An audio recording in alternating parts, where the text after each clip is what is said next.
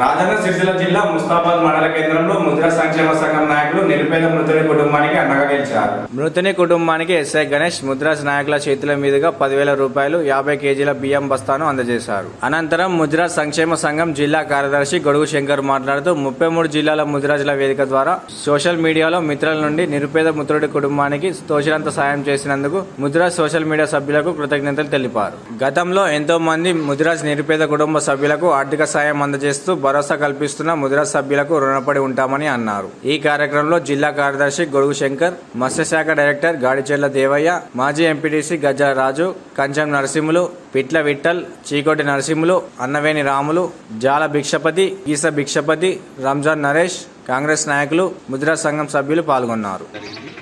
చాలా గరీబ్ కుటుంబం, ఎక్కాటే కానీ డొక్కాడని పరిస్థితి వాళ్ళది. అతనికి 2 కూతుర్లు, చిన్న కూతుర్లు కూడా ఉన్నారు. మరి వారి కుటుంబం పోషించడం చాలా కష్టమైపోయింది. మరి ఆడపడుచుకు వచ్చిన కష్టాన్ని చూసి మన సోషల్ మీడియాలో ఉన్నటువంటి ముద్రాజు మిత్రులకు తెలియజేయడం జరిగింది.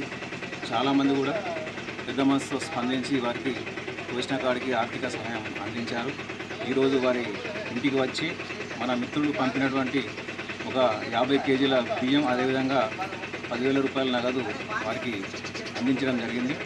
ఈ కార్యక్రమంలో మా మత్స్య పారిశ్రామిక శాఖ డైరెక్టర్ గారు దేవన్న, మరియు అదేవిధంగా ఇక్కడ ఉన్నటువంటి స్థానిక నాయకులు గజ్జల రాజు గారు, నరేష్ గారు, జాల భిక్షపతి గారు, విఠల్ సారు, అదేవిధంగా కంచం నరసింహ గారు, గీస భిక్షపతి గారు, అన్నవేణ రాములు గారు, వీరందరి సమక్షంలో ఆ కుటుంబానికి ఇవ్వడం జరిగింది.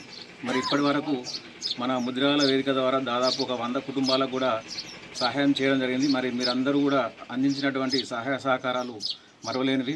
మరి మనం అందించేది చిన్న సహాయం అయినా కూడా వారి కుటుంబానికి కొండంత అండ.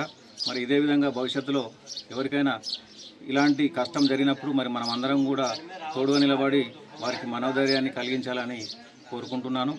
అదేవిధంగా మరొకసారి ఇటువంటి సహాయం అందించినటువంటి ప్రతి ఒక్క పెద్దలకు, బంధువులకు అందరూ కూడా పేరు పేరున నా యొక్క హృదయపూర్వక నమస్కారాలు తెలియజేస్తున్నాను.